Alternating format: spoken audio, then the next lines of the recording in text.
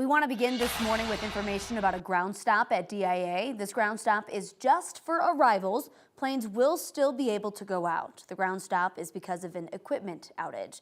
Good Saturday morning. Let's take a live look over Denver. Roads are clear right now, but check out all that fog out there. This afternoon, we may see some snow as well, but it is a different story for the high country. The mountains are getting lots of snow right now, and that'll continue. We're taking a look at Denver on the left still, and then Steamboat ski camera on the right. Thank you so much for joining us. Let's send it on over to Weather Impact meteorologist Carly Cassidy. And Carly, these skiers have just got to be drooling over all the snow. Oh, absolutely. I mean, this is just going to continue all the way throughout the holiday weekend. That's why everybody's here and headed up to the high country, and we've got all that fresh powder for them. Now, before you get up there, and as we saw before, and we've been showing this camera all the way throughout this morning, the fog has continued to improve, and that will be the case. Can actually see a little bit down here now, but we do still have some of those foggy conditions as you are headed out. So reduced visibility, mainly just across the metro and off towards the north, starting to improve, and we will lift this on out of here. If you're headed west, down south, you will get out of the fog pretty quickly, but just be careful as you are getting going. Now, there's that dense fog advisory until 10 o'clock this morning. If you are headed west, we have winter storm warning, winter storm advisories in place. That's because of the rounds of the heavy snow, also the wind, the cold temperatures, so have to be careful as you are headed out, especially on the roads. That's really the biggest impact as you are headed out and about for the entire weekend all the way through Monday. Also have avalanche danger, that avalanche warning in place in pink in the backcountry. Also have to be careful because we've been having these really unsettled weather patterns where it gets warm, then it gets cold, then we add in some snow, and that creates those unstable conditions and layers. So if you are headed out, lots of things still to consider. There's the snow to the west, what everybody's headed up along I-70 for. That will continue to fill in, stick around through the weekend. So let's take a look here along I-70 with Spencer as far as how those conditions are going. So the roads are not bad at all, Carly. That's not the issue. The traffic is god-awful. In fact, we couldn't take it anymore, so we pulled over here. Look at this. We're just off of the Bakerville exit. It took us 2 hours to get here. Silver Plume to here, complete parking lot. So bad that we're talking with people in the cars next to us. People are coming over here saying hello. What do you know that we don't? All we know is that the traffic is really bad. It's, I mean, look, it's stop and go. I don't know how much longer that goes for. I can't imagine it gets any better once you get to the tunnel. The roads, though, are not an issue. I think everyone's just trying to take advantage of the snow that they're getting up here in the high country. Again, waiting in traffic for, I don't know, 4 hours to then wait and get cold on the slopes and then go down a hill and get cold again. I don't understand. I grew up here. You couldn't pay me to do this. Well, they are paying me to do this, but it's there's a lot of traffic up here. Lauren, I know you're an optimist. You think it's worth it. I do think it's worth it. I think you got to just throw on a good playlist and you got to enjoy. How's the traffic going to be coming back, Spencer? What about the other way? That's the best part. As soon as we get to leave, the traffic is fine going eastbound. I can't wait to hit that part because we're out of songs on the playlist.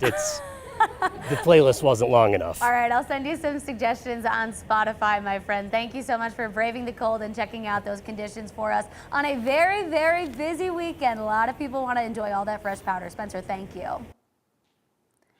Right now, the family of a missing CU student is offering a $10,000 reward in hopes of finding her. CBI has issued a missing Indigenous person alert for 18-year-old Megan Trussell. She was last seen around her dorm at Hallett Hall around 9 o'clock on Sunday night.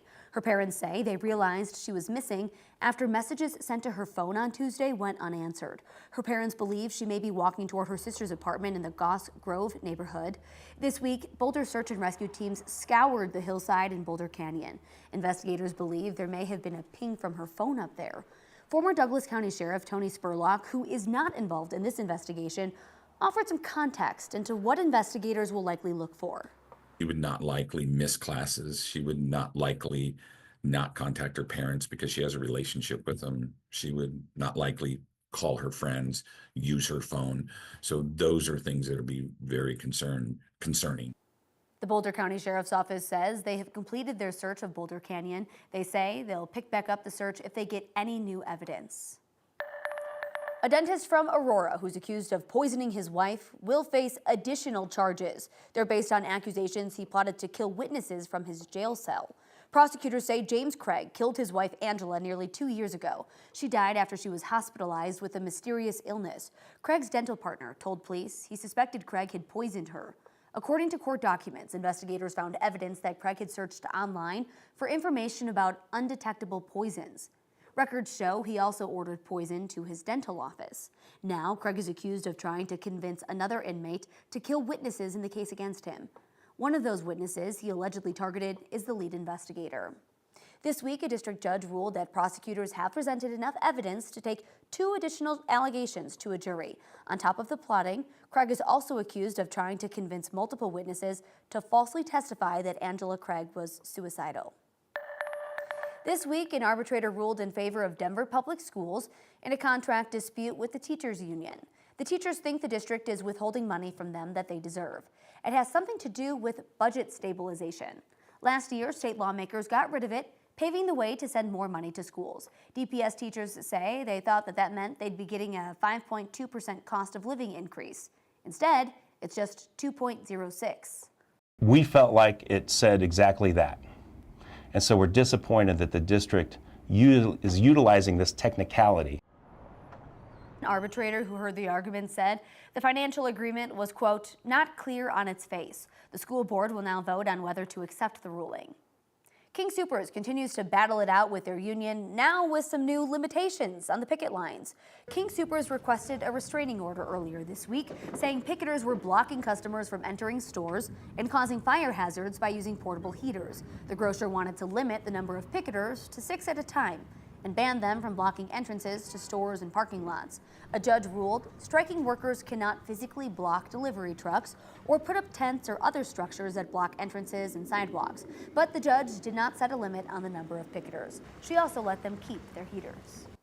Thousands of Medicaid patients in Colorado rely on transport services to get them to appointments.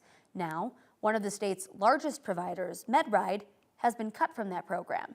9 News' Rhea Jha has some more on how state officials say the company failed to live up to its standards. Running out of options. I am disabled and I don't drive, and my husband passed away. And desperate for a solution. So I have no way to get to my appointments. Melissa Campbell relies on a ride service for Medicaid patients called MedRide to get her to several appointments per month all over the state. I've been using MedRide for about 5 years. She frequently has to see specialists in Aurora, 2 hours away from where she lives in Pueblo. Those are appointments I cannot miss. But now she might have to. Last week, state officials cut ties with the company, citing compliance failures, improper billing, and failure to complete required credentialing. We had no notice. You're on your own. That's basically how I felt. MedRide filed an appeal, arguing the state failed to communicate before terminating their contract. We are going to court, hopefully on Tuesday morning, for a hearing to get this resolved. Andy Boyan is a spokesperson for the company. He says 311 drivers in the state are now out of service. At the end of the day, they have stranded literally tens of thousands of people. Patients like Melissa, with many upcoming appointments, tried getting other ride service companies. But she says everyone she's called is booked. My stress levels are through the roof right now because I'm worried that I'm not going to get the care that I need. Now unsure of what options she has left. I'm trying to hope for the best, I guess. In the Denver, Boulder, Broomfield, Douglas, Jefferson, and Weld counties, there is only one other non-emergent medical transportation provider. We called a booking line during regular business hours, which said we had an estimated 40-minute wait time even just to speak with an agent.